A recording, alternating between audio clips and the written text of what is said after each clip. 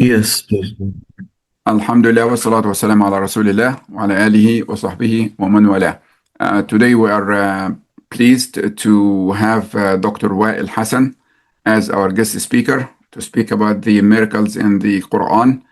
Dr. Wail Hassan is professor of microbiology and immunology at the School of Medicine of the University of Missouri at Kansas City. He published multiple scientific paper. As you can see, I sent you the link before the meeting. He is also a board of trustees member at the Islamic Society of Greater Kansas City for a couple of years, and he's been conducting dawah for several years as well, giving lessons and Jum'ah sermon, khutbah, as he is part of the khutbah speakers in the Greater Kansas City area. So he rotates from one masjid to another, delivering the khutbah speech. Today's Brother Wail is going to speak about the miracles in the Holy Quran in session 1, which will be followed by another session, hopefully in about 2 to 3 weeks. Dr. Wail, the floor is yours. Jazakumullah khairan. Thank you so much for the introduction.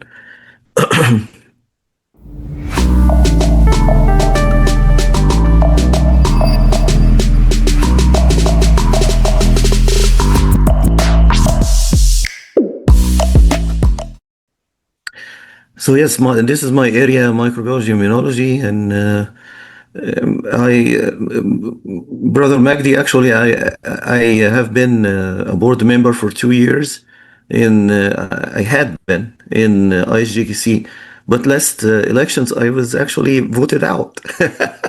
So it's a minor point, yeah. Yes, just for. I'm still a member, of course, of the committee over there. Anyway, so we'll start talking about the miracles in the Quran. SubhanAllah, you can't give this topic, its due rights as you speak about it. The miracles in the Quran, what I have here is just a few thoughts that by no means gives it the justice to the topic. The clear signs are in the wording of the Quran itself. When you read any other scriptures and you read the Quran, you feel there's something that's clearly different. When you read anything in Arabic and you read the Quran, it's totally distinct, unique way of speaking. That's the speech of God Himself. The wording is one thing. The Quran was revealed to Rasulullah SAW, as many of you know. There are many recitation methods, right? Many people say there are 10 recitation methods, but the recitation methods have also each one has 2 riwayah. There is a qira'ah, those are 10, and each one has 2 riwayah. And sometimes those riwayah are very similar. Sometimes they are quite distinct also. So in a sense, there are at least 20 main different ways that the Quran is recited. And a common misunderstanding among the Muslim communities is that the Rasul ﷺ himself received the Quran in one way, and then he spoke it to different people in different dialects. But this is not correct. It was revealed to him in these all different ways. And they are not different in meaning so much, but sometimes you see little words in the Quran that can be pronounced differently and can have even 2 meanings according to how it's pronounced, but the 2 meanings are applicable. So it is really mind-blowing when you think about all of this. And then Allah subhanahu wa ta'ala maintained this for many years. In 14 centuries, right? And it's still recited the same exact way. And we are now having recordings, so you can listen to it since the recordings started back in the 60s or so. And then you have the books that date back all the way to close to where Rasulullah ﷺ was here, and describes exactly how each word each letter is recited.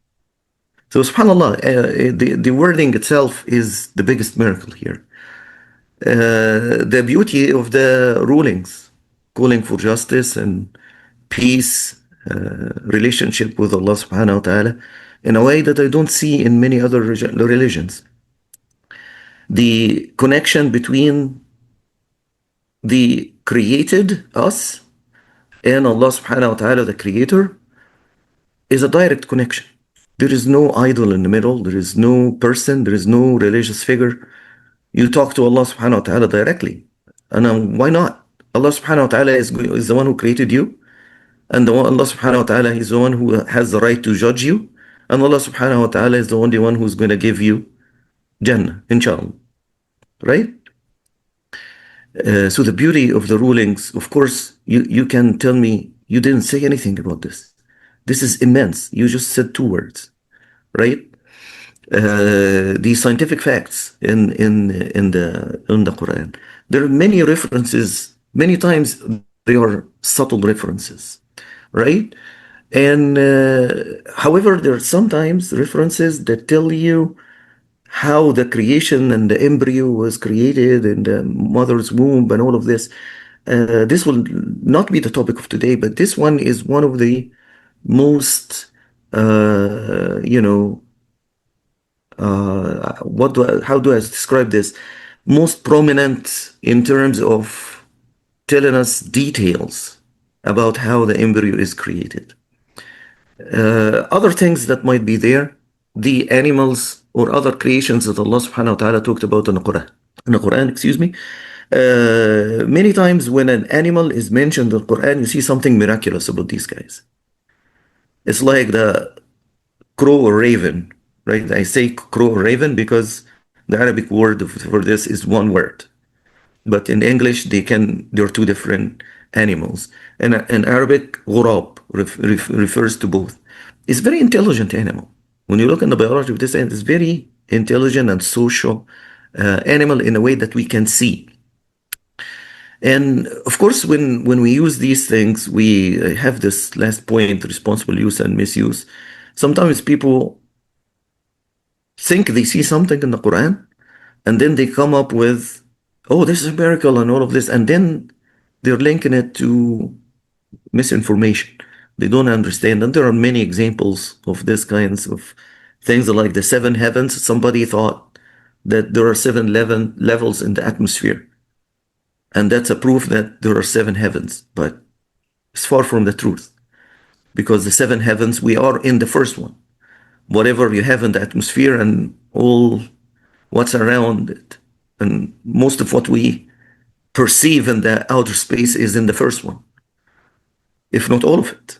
So sometimes there are misinformation. There's also, so we got to be careful about these things. Sometimes humans make mistakes, right? And they think, people are excited. People are, if they see a miracle, or think they saw a miracle, they get excited. So I'm not saying that this is, bad intention or anything. It could be good intention, but we got to be careful before we start claiming things that may not be really stated in the Quran. So what am I going to talk about today? Today I'm going to talk briefly about the magnificence of the creation itself. And here is this ayah that says, سنريهم آياتنا في الآفاق. We're going to show them the signs, our signs, in the horizons, in the universe, and within their own selves, until it is clear to them that this Quran is the truth. So from this ayah, we look at all kinds of creations that Allah subhanahu wa ta'ala has created. And one of these comes from my area of expertise, the immunology. And the other one is the camel. Why did I pick the camel? Because it's an animal that has been mentioned in the Quran. And Allah subhanahu wa ta'ala in the Quran says, أَفَلَا يَنظُرُونَ إِلَى الْإِبِلِ كَيْفَ خُلِقَتْ. Don't they look at the camels and see how they were created? So Allah subhanahu wa ta'ala is inviting us to look into the creation of this animal in particular.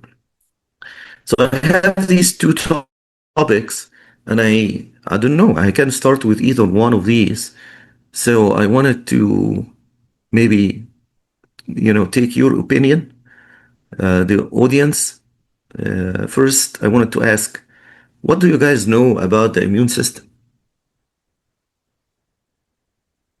Anybody can tell me anything about it? What does it do? It's an internal system that Allah, the Creator, created in everybody to fight the intrusion of the disease, bacteria and viruses, and Excellent. fungus. Yes, that's exactly what it is. So where is it in the body?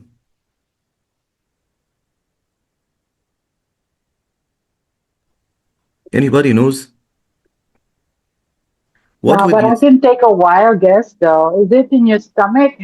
Because I know from the stomach a lot of everything is generated. A lot In of this? diseases. Yes. So you said in the stomach, there Yeah. are portions of the immune system. Yes, there are portions in the immune system in the stomach. What else in the body has any immune defenses? I think I your camera is on, Sister Monica. Yeah, you probably wanna do that. So I guess Could it be in the lymphatic system? yes. See, okay. here you go. So the lymphoid tissues around the body, which are lymph nodes, lymph vessels, all kinds of things. It's like everybody knows there are veins and arteries, but there are also lymph vessels that run separate from those and alongside with them, and they're clear left, fluid running in them, sort of similar to blood, but there are distinct features of all of these things. So that's quite encouraging to me. That people are telling me portions of the story. So let's get in there and see. First of all, we want to remind ourselves, why are we doing this? We're doing this because we want to ponder about the complexity of the creation of Allah subhanahu wa ta'ala. And where is this going to lead us? It's going to lead us to what this ayah is telling us. If you allow me to go back to this ayah, it's telling us that you're going to see in the universe all kinds of signs and in your own selves that are going to tell you that this Quran is the truth. So the complexity tells you that it can't be really done by random chance. There's no way. So a creator must be there. Once you reach this decision, now the next step, who is the creator? Now the answer to this is very simple. Look in the religions of the whole entire world, new and old. Is there anything that makes any sense other than the authentic teachings of Musa alayhi salam, Judaism as revealed by Allah subhanahu wa ta'ala, and the teachings of Isa alayhi salam, Jesus, peace be upon him, as revealed by Allah subhanahu wa ta'ala, and then the Quran by Muhammad sallallahu alayhi wasallam, and all the other Anbiya. But what's in our hands now are there's just these three, right? So, or at least mostly just these three. So once you look into everything, even the scriptures that have been modified, they don't make sense still. Since human beings started to introduce things and twist, they don't make sense. So once a person knows, I'm not an atheist, I recognize that there is a creator, it's not that difficult for them to recognize that Islam is the way and Quran is the truth. So from this perspective, if I want to talk about the function of the immune system, what is it? It's like Brother Mahmoud said, protect the body against invading microorganisms and altered cells. What is altered cells? For example, cancer cells. Your immune system, when it's strong, it defends your body against the cancer cells. So it also does other things that I even in my classes I downplay a little bit because this will be my main interest or the main points I talk about. The immune system has parts of it that Allah subhanahu wa ta'ala created so that it defends you anyhow against anything that comes in. So those things are like guards sitting in the front of your body. What is the front? All borders of your body. They're just waiting for something that doesn't look like you, something that comes from the outside, and they want to defend you against this thing. Those things are not that specific. So there isn't something in the natural immunity that we have that is going to defend us against the flu. But the acquired or adaptive immunity is something that Allah subhanahu wa ta'ala created in us as a potential. And once you are exposed to something, they are very, very, very specific. And when they hit hard. So these things are only deployed when you're exposed to something. So you're exposed to the flu, then you become protected against the flu. And that's why they get the immune system to think that it has been exposed when you get a vaccine. So that's what the vaccine does to your immune system. It makes the immune system think we are being exposed to a bug that causes disease. So the immune system will respond the way it responds if it was exposed to an actual bug. And maybe some of this might be interesting to some of you as all the debate comes about whether vaccines are useful or not, or a hoax like this guy who keeps telling people hoax, right? It's not hoax. It has been determined that it's not hoax since before I was born or anyone here was born, right? So it is a protective thing. It's not 100%. There's no vaccine that protects you 100%. You can take a vaccine and become sick. Oftentimes, if this happens, it will be much milder illness than without a vaccine. So vaccines are very important. And what do? They trigger the acquired immunity that uses a lot of energy. So that's why Allah subhanahu wa ta'ala made this thing only deployed very specifically against the bug that you've been exposed to. Then Allah subhanahu wa ta'ala gave us the knowledge to trigger this and protect ourselves before we're actually exposed. For people who doubt the use of vaccines, subhanallah, back in the 70s, I was a kid. I remember smallpox. I didn't have it myself, but I saw the news and I was scared to see the images. Where is smallpox now? It's gone. It's eradicated from the whole earth. And that is because of vaccines. We used vaccines and it eradicated this thing. Anyway. But this is immense.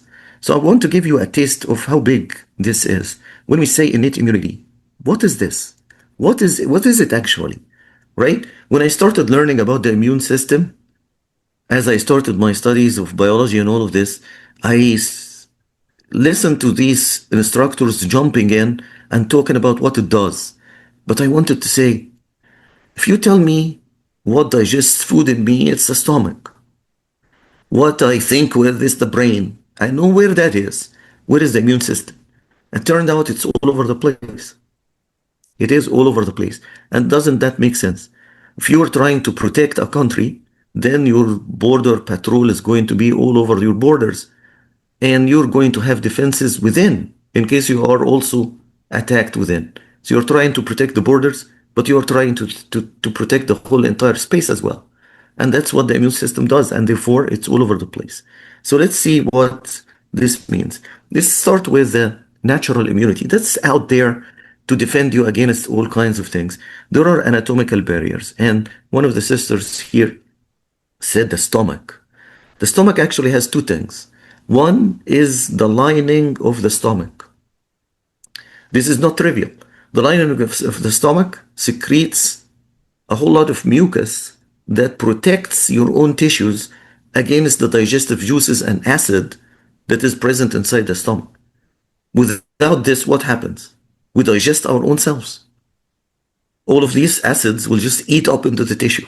So there is a layer of cells that produce mucus. And also there is acid that kills a whole lot of bugs. When we eat things that can be infectious, can give us disease, mainly diarrheas and stuff like this, they get digested in the stomach. So we have this skin and mucous membranes. Essentially, this is the lining that I'm talking about. A lining, a layer that function, the main function of which is to protect anything on the outside, that's your skin, and then those mucous membranes and everything hollow inside you, like the alimentary canal, the stomach and the intestines and all of this kind of stuff. And the physiologic barriers, there are temperature, pH, antimicrobials, cytokines, all kinds of chemicals and things, and pHs that are regulated. pH means what? It's like acidity. Like in the stomach, for example, we just gave the stomach example. The sister gave us the example. The pH is so low there. And we have protection to protect our own tissues, but it helps us digest various foods and also kills a lot of bugs. And then there are cells of the natural immunity. Those cells are present all over. Those are the border patrols. Every skin site has many of those lying underneath, waiting, and every mucous membrane site also have many of these. And then we have a lot of proteins that, there are some defensins, for example. The simplest thing is defensins. Defensins means what? It's just proteins that we produce that has antibacterial and other microbial, antiviral activities. The actually antibodies, which is one of the main things triggered by vaccines in our circulation, that's a protein. The antibodies are proteins, and those are very specialized, but they are not under natural immunity, but those are acquired immunity. And inflammation and all of this, you may think, oh, inflammation is bad. It is bad, but part of the inflammation is protection also. When inflammation happens, more blood comes. More blood comes with immune cells. The immune cells can leave the bloodstream and penetrate into the tissue, find the bugs, and kill them. So there is a component inflammation that is not good for human, but it is not. It is a mechanism that Allah subhanahu wa ta'ala created in us. It has two sides to it. When it's overdone, it's bad. But a certain level of it is, a means of protection. Of course, there is a whole lot to study here, but we talked about the skin. Look at we may ignore the names and all of these terms and stuff, dermis, epidermis, all of this, but just look at the structure. There are various layers, and in the middle you see immune cells penetrating, not this one, immune cell penetrating inside. And then underneath, there are so many of those guys, and blood vessels and all. Notice that there are no blood vessels here. This is a protective layer, like in the skin. The thickness of these dead cells, how many layers of these differs by anatomical location. They're very thin in the face, for example. In the hands, palms, because you hold things and do things with your hands, you need tough skin, right? So you have a thicker layer of this. And what if you are a farmer or somebody who works with hands a lot? This layer even thickens, so it's actually adjusts to your activity. It's not just one size fits all.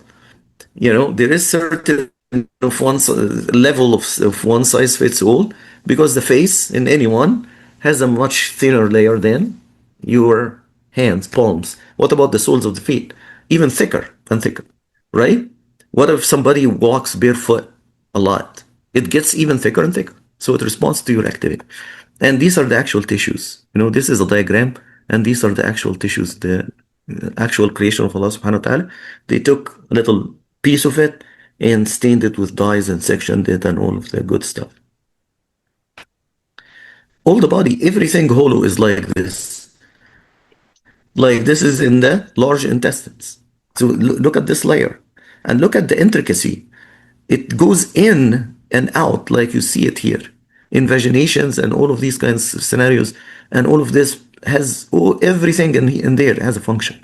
Look at how nutrients come in the arteries penetrate in there, and then the blood takes the waste and goes in the veins back to the heart, and all of this kinds of oxygenation will happen and all of this good stuff.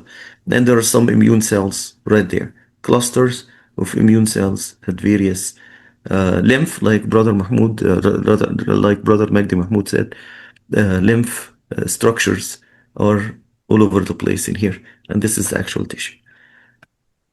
This is one of the things I can't really skip. This is in your respiratory system. Man, this is crazy. What is this? What we're looking at here is actual rectal micrograph of actual tissue, right? They took a piece of the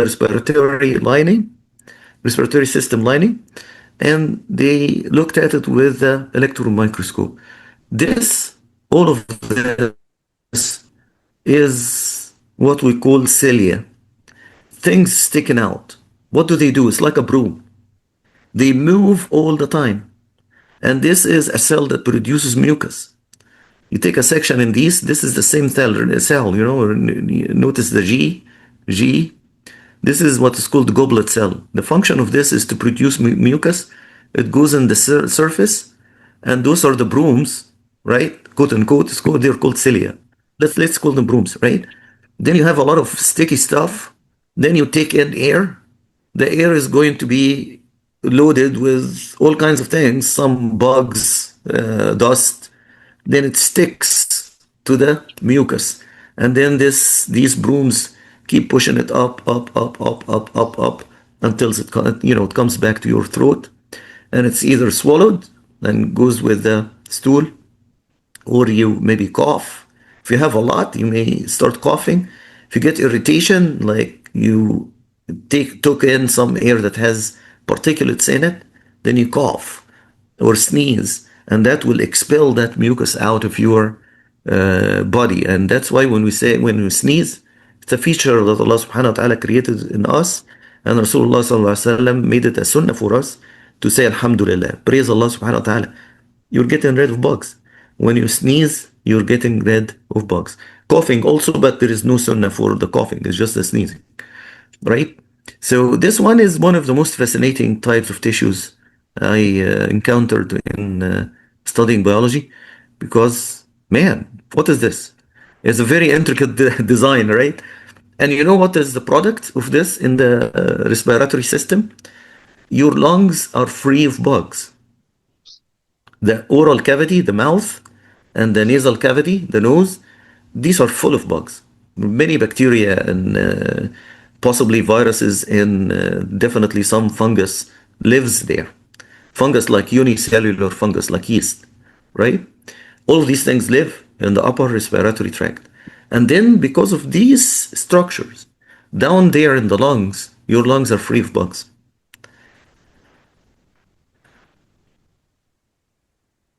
Then we have the components of the acquired immunity and all of this. This is quite intricate and a lot of cells and stuff like this.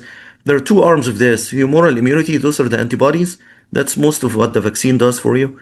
And cell-mediated immunity also is there. What is cell-mediated immunity? It defends you against cancer and viral infections and other things. Cells of the innate, look at this. This is actually innate and acquired. This is red blood cells. Your bone marrow starts with one cell.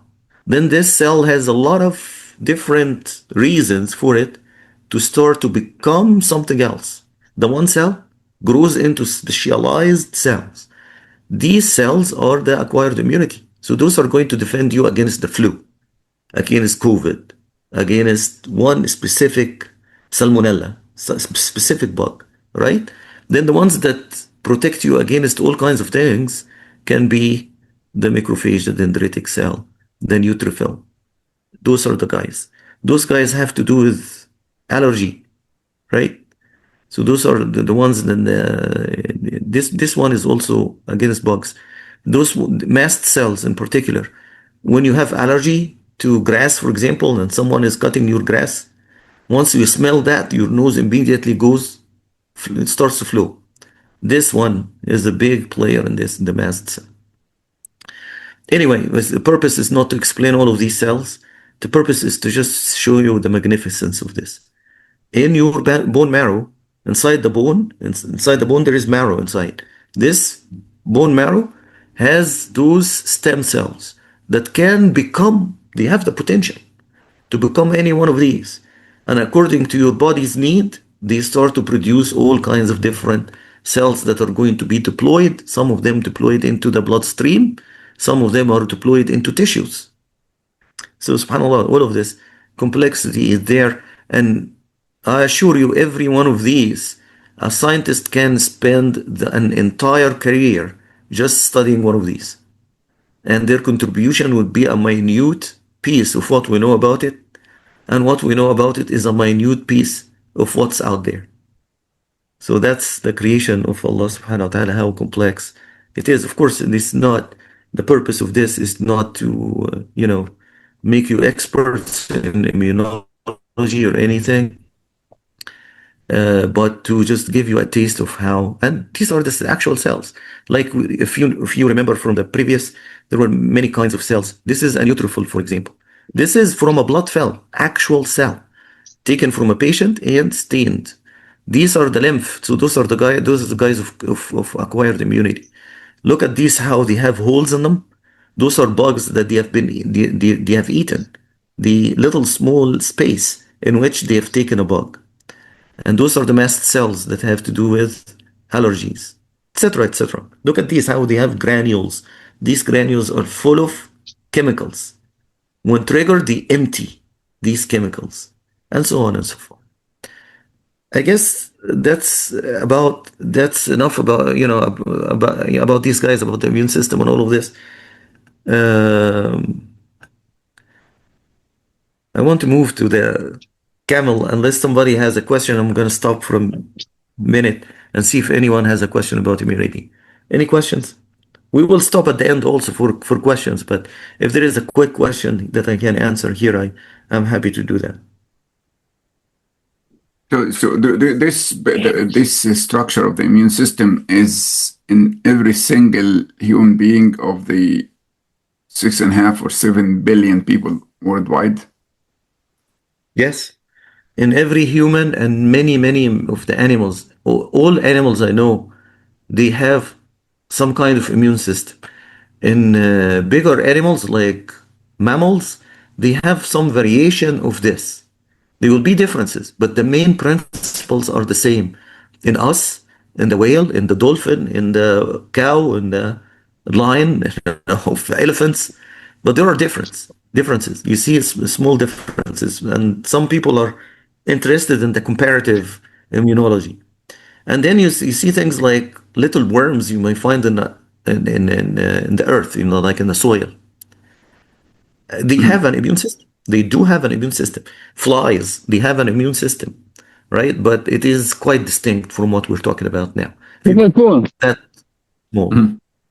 Yes. Yeah.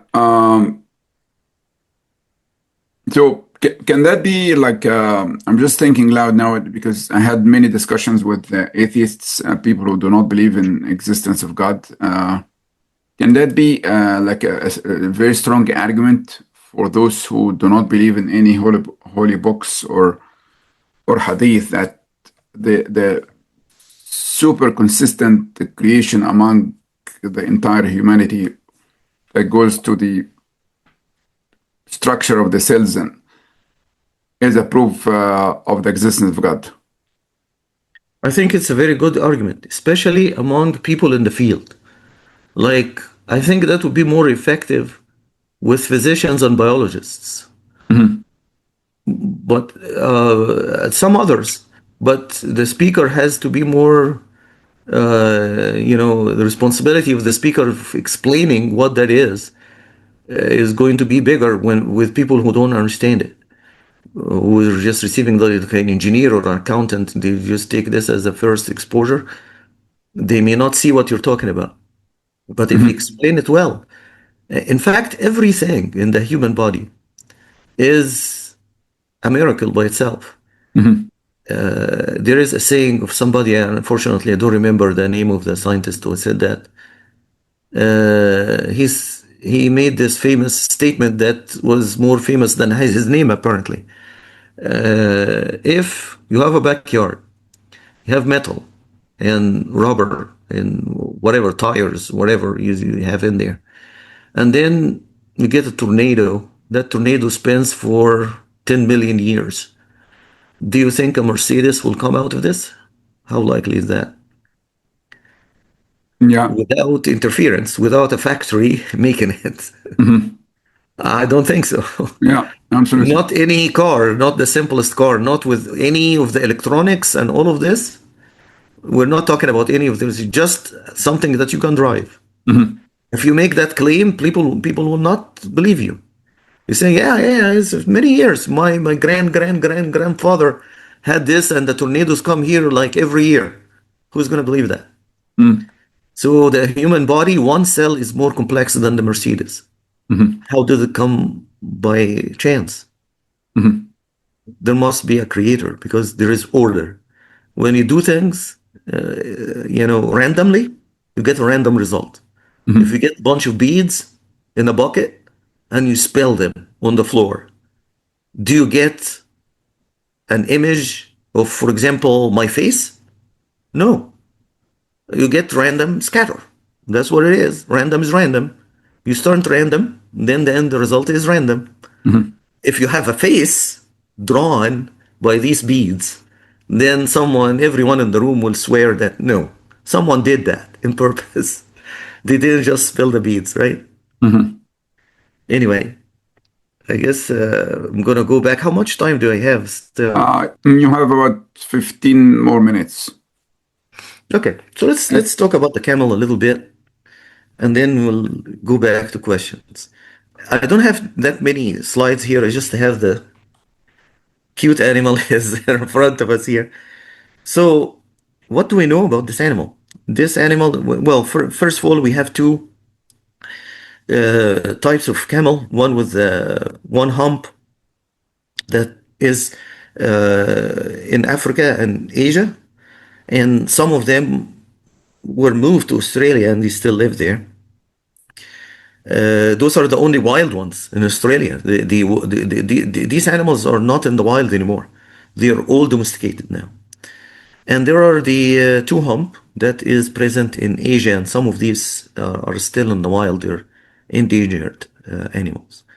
So we'll focus on this particular animal. Maybe we'll make reference to the others as well. What do we know about the creation of this animal that is so great?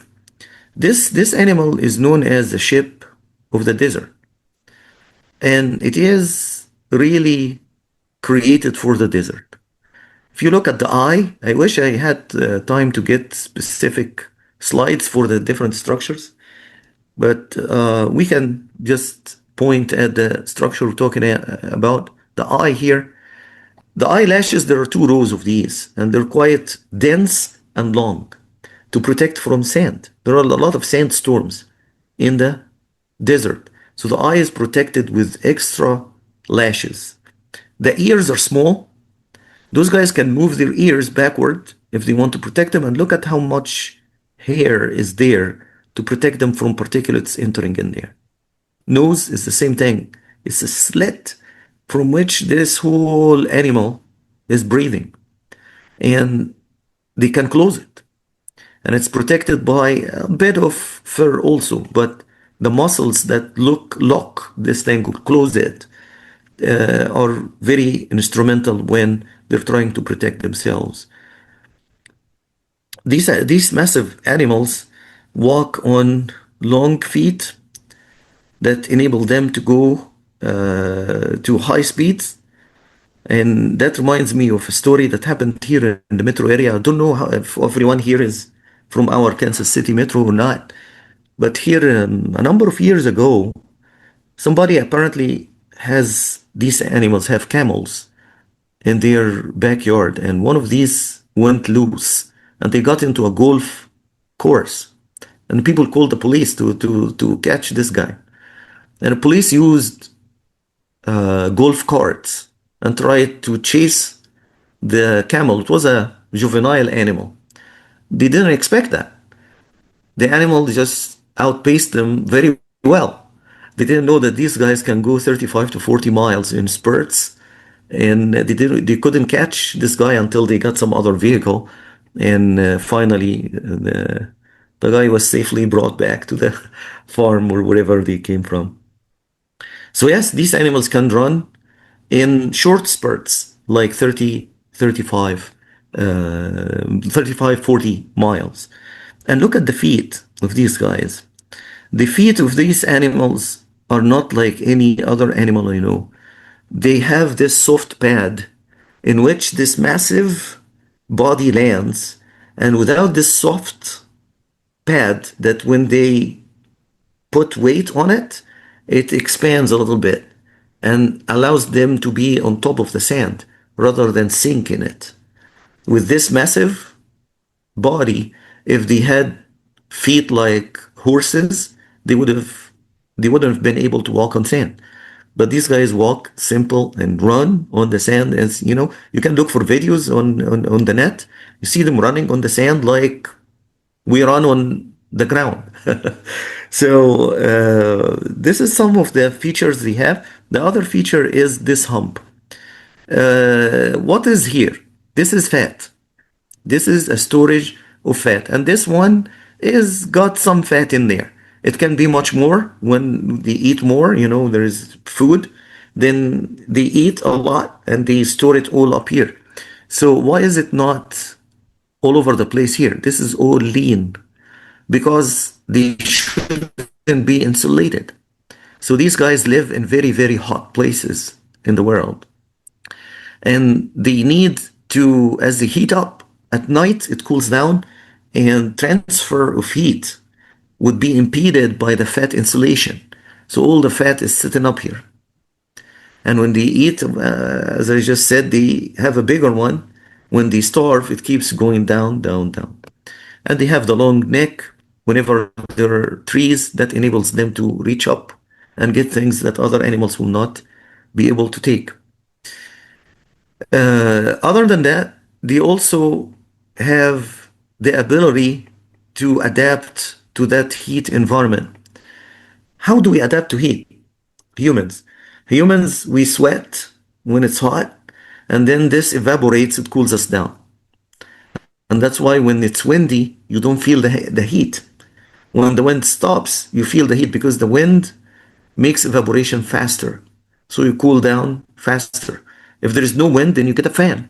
It cools you down, right?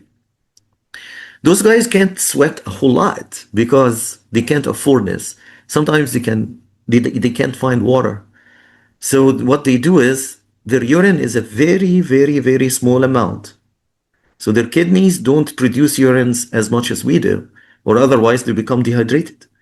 And their stools also, their alimentary canal, produces dung that can be dry enough for people to take it and use it as, fuel for fire, right? It's so dry when they pass it. Sweat is controlled, trying to do like the dog. You know how the dog in the heat, they open the mouth and they sort of, wave their tongues so that they can have some evaporation and cool down. These guys don't do this because if they do, they're again going to lose a lot of moisture. On the other hand, they don't have the fat. Their meat is quite lean and the fat is just sitting up here so that they dissipate this when it's cooler at night. These mechanisms combined enable this animal to go without water for up to a week. And if they're eating, they actually are said to last for up to 10 months without drinking at all. If they are eating vegetations that has a little bit of water. So that would be it for them. Of course, it's going to depend on how much activity they do, if they're working or not working. For people, I mean, carrying stuff around or not, depends on the heat level, and it depends on, of course, the moisture in the plants they eat. So what type of feeding they have in there and how much food is available to them. But under at least certain circumstances, they can go without drinking for up to 10 months. That's a little bit about the camel. There are other things like What about drinking?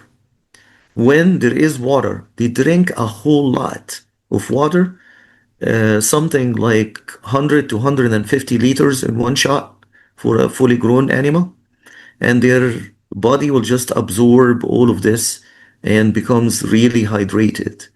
And their blood cells, with dehydration, the blood volume decreases. Red blood cells are going to have hard time flowing in the blood vessels.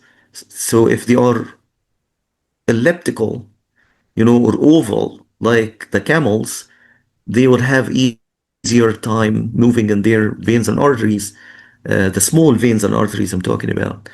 Unlike the round ones of many creatures like us, for example, ours are biconcave and circular.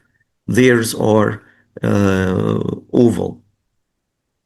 So these are some of the features about this animal. Of course, I have a lot to learn about them. This is not my bread and butter. A zoologist, of course, would know way more than I do. I'm more into bugs and immunology and stuff like this. But still, even the little bit that we mentioned about these guys is just fascinating. The creation of Allah subhanahu wa ta'ala. And any animal, all creation of Allah subhanahu wa ta'ala is magnificent. But you look in the smallest of them, subhanAllah. But you look at the animals that have been mentioned in the Quran, the bees, the ants, the ghurab, crow, raven, and the camels, and perhaps other things. You find something special about these animals. And I will just take any questions you guys may have. Jazakallah khair, Dr. Wail, for the wonderful presentation. Now we have 7 minutes left for the questions. If anyone would like to ask questions, please go ahead. Jazakallah khair.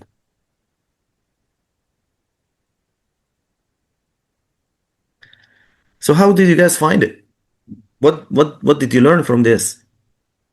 Or where we should take this? I think this is really great. I'm sorry, go ahead. Anybody else? I spoke a lot. Salam Go ahead. Jazakallah khair, Dr. Wael. I think we enjoyed very much this, and not only enjoyed, but we a lot of information that completely new to me at least, and that's a very, very good lecture in deep and into your speciality, which is very good. I was expecting the miracle of Quran will cover a lot of things, but you covered it vertically in your field, and that's great. I thank you very much. Do we get certificates? Do we get certificates after that? Yeah, I haven't prepared the certificates now. Jazakallah khair, brother. Shukran jazeelan. We don't become doctors. Assalamu alaikum wa rahmatullah. Jazakallah Alaikum khair, salam. Dr. Wail. How are you? Alhamdulillah. Yeah, I love the section about the immune system, which is self-serving system, defense system in the body. And subhanallah, I call it proactive in the sense that Allah's creation, He built the body so that it proactively, like you mentioned, the stomach wall, it's built to prevent, and they're reactive where the brain actually sends messages and to defend areas when there are injuries or bugs entering. I even my personal experience with when I used to take muscle relaxant, and I was afraid that this will affect my heart muscle. And they said, no, the heart muscle is built different than your leg muscles or your back muscles. Mm-hmm. So this is what I say, subhanallah, all the time. Now, what do you? So I see that today, and people are moving towards natural medicine and something made out of untapped material, like herbs and stuff, instead of medicine. Yes. is that an intervention that we should that you see that is important to go to, and does this prove the more miraculous signs in the Quran about the body? That's a good question. You're talking about herbs and supplements and stuff like this. In the herbs and supplements area, you got to be careful. Stores and shelves are full of all kinds of supplements. And once you see it's not FDA approved, you immediately should know that this has not been proven enough to be used for the purpose they claim it is. That, however, does not mean when they say ginkgo biloba is good to prevent Alzheimer's. Can I swear that it doesn't? No, I can't. But we don't know that it does. So if you want to take it this way. The medications that have been proven and researched and FDA approved, those things are, ni'mah from Allah subhanahu wa ta'ala. They are not just man-made, because everything humans make, Allah subhanahu wa ta'ala enabled them to make it. So it is made by Allah subhanahu wa ta'ala. But it is not natural. So we shouldn't really leave the medications and start to focus on herbal things. I've seen people, for example, with high blood pressure.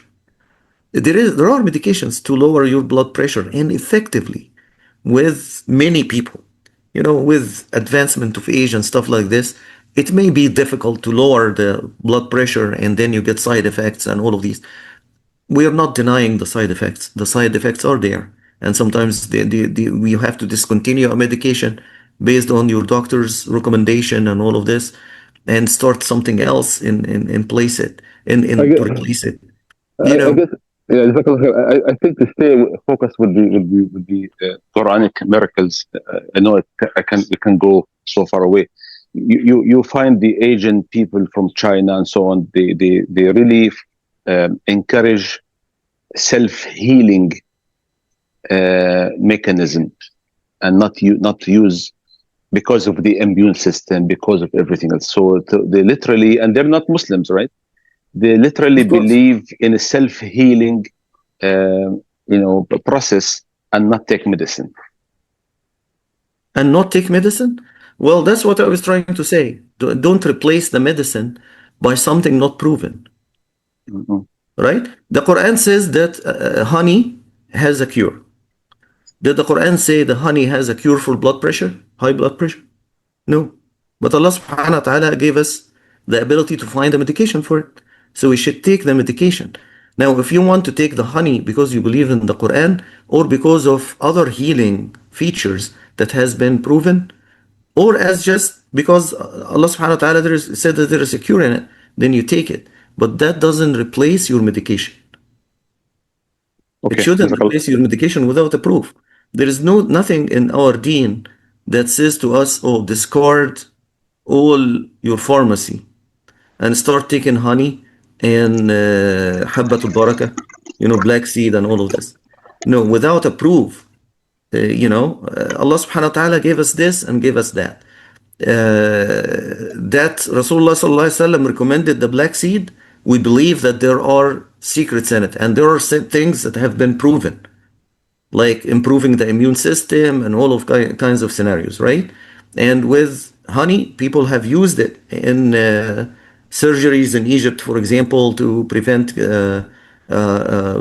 infections and things like this. And I didn't dig deep on those things. Unfortunately, these things are done in the Arab and Muslim world, and research facilities in there and funding is not that great. So you shouldn't expect too much. But there are things. What I'm trying to say is, do not replace what Allah subhanahu wa ta'ala allowed us to reach from science by things that hasn't been proven yet. Yeah, and the Quran did not make the claims that honey will treat everything possible. or black seed. Rasulullah sallallahu alaihi wasallam didn't tell us, don't take any medication, just take black seed. That's not there. Barakallah fik, Dr. Wail, for this invaluable presentation. We, inshallah, we will see you again in about 3 weeks or so. And we will stop the recording at this time because it's the end of our